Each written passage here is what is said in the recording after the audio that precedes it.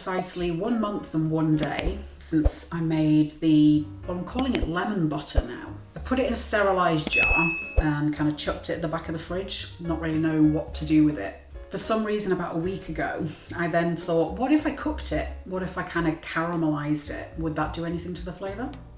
So I smeared it on some ginger snap biscuits, put it in the air fryer, and seriously, it's perfect. I guess baking it helps take off that bitter note, and it's barely there, if at all. It also goes quite chewy after it's been baked, so a little bit like a very soft opal fruit, starburst, whatever we're calling them, taffy. Quite a nice and chewy texture to it. Ginger snaps are a really hard, crunchy biscuit, and they've got a wonderful ginger, almost like a gingerbread flavour. I also put a bit of baking paper in, just to try and keep the air out of, keep the air away from the butter to stop it oxidising. The amount you put on it, that will come down to preference. I'm going to put a sort of thinnish layer. I've also decided to try and make a pastry dessert using puff pastry, smearing the butter on, and then I found a recipe for vegan whipped cream. I imagine doing this with a really dark chocolate biscuit would work. Lemon and dark chocolate can be really good together. When I made these the first time, I smeared cream cheese on top of it, but I don't have any cream cheese in the house. But yeah, if you've got cream cheese as well, oh, word. Next level snack right there. I'm doing these in the air fryer, but feel free to use a regular oven, even a toaster. I've seen a little video online of somebody using the toaster on its side. I take no responsibility for anything that may happen as a result of that.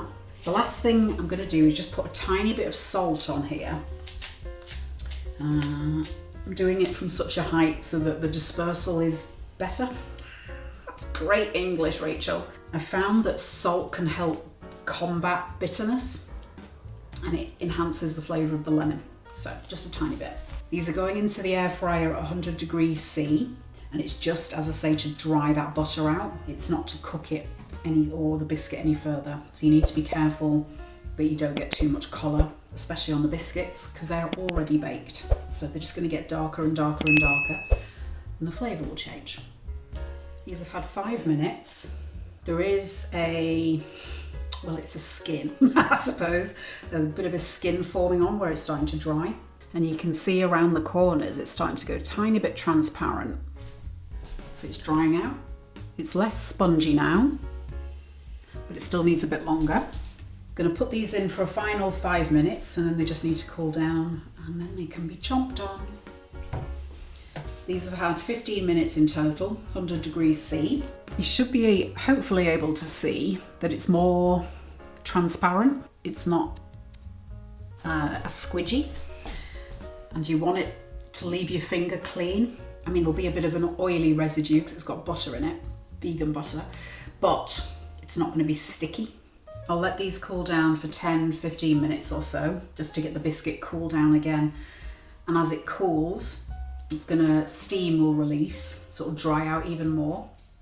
These will cool down for about 20 minutes or so. I found some jobs to do so that I wouldn't nibble on them prematurely. When you pull it apart, you'll see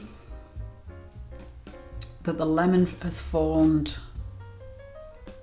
almost like a jelly.